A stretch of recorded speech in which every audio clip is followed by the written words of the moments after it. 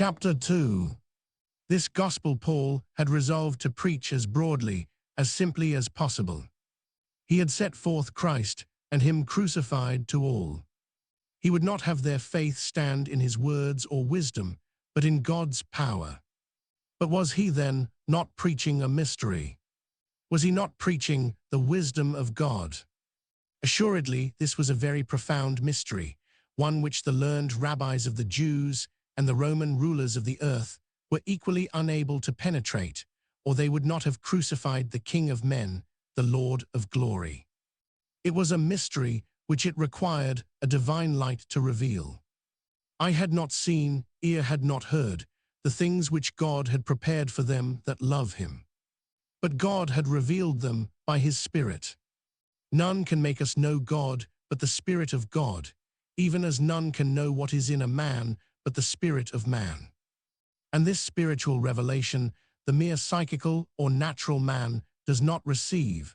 There must be a spiritual organ to receive a spiritual communication.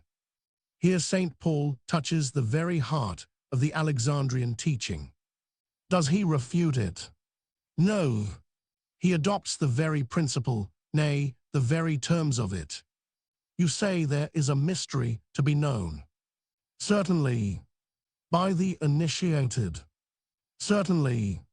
By the spiritual organ, not the mere psuche. Certainly. You say the spiritual man is above other men. Certainly, where then do we differ? Only when you would make the mystery not an eternal, universal reality, but some apprehension of particular men.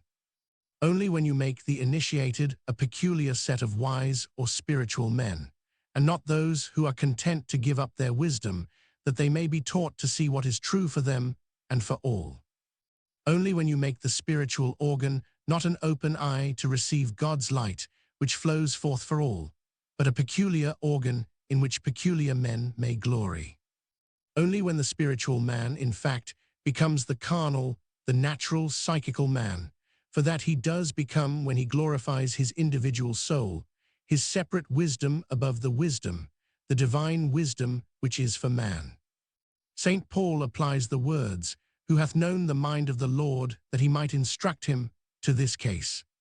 Who can measure God's acts and thoughts by the standard of his own narrow soul? What an utter contradiction is implied in the partial, the individual comprehending the universal. But is the knowledge of God therefore impossible?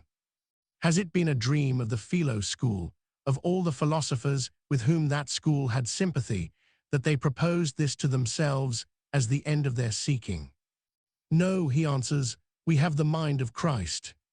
We are not tied to the measures and standards of the individual soul. The mind which formed all things, by which all things consist, is with us.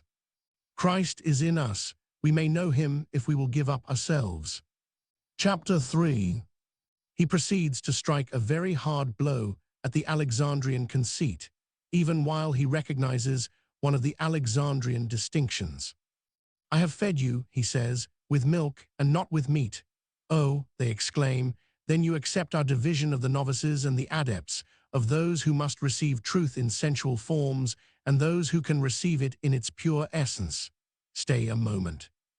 It is to you the adepts, the aspirants after celestial illumination, to you who could not bear the vulgar herd of ordinary men, who thought you had a special discernment of spiritual mysteries. It is to you I have administered this food of children. It is what you want. It is the only thing you can bear, for I must tell you plainly. You are not what you fancy yourselves. You are not spiritual men.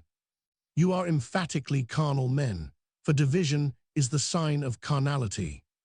Self-exaltation is the sign of carnality. As long as you are setting up earthly teachers, you must be carnal men. What are those teachers? What are they sent to do? They are messengers who are to build you up as a church upon the only foundation upon which human beings can stand. For other foundation can no man lay than that is laid, which is Jesus Christ. Here is the great doctrine of the Epistle.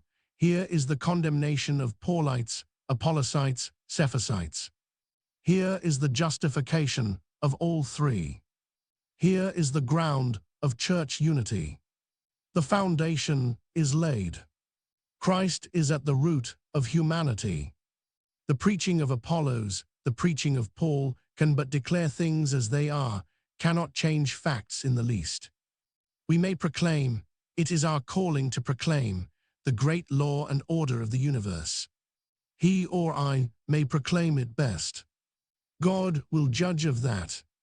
We may put very precious things on this foundation, or very worthless things. Whatever we have put upon, it will be tried by fire. We shall be tried by fire.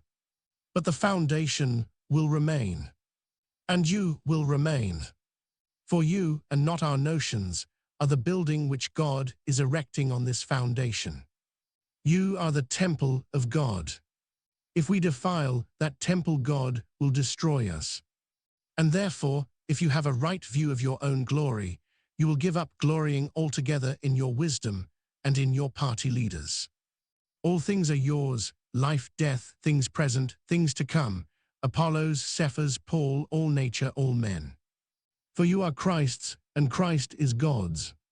Chapter 4. What are we, he goes on, Apollos and I, whom you have been making into heads of parties and so destroyers of Christ's church? Servants of Christ, existing to testify of him as the great master, stewards of the mysteries of God, appointed to make the whole household sharers in the deep truths which lie beneath us all. We are stewards for you, but you are not judges whether we discharge our office faithfully or not. God will judge us.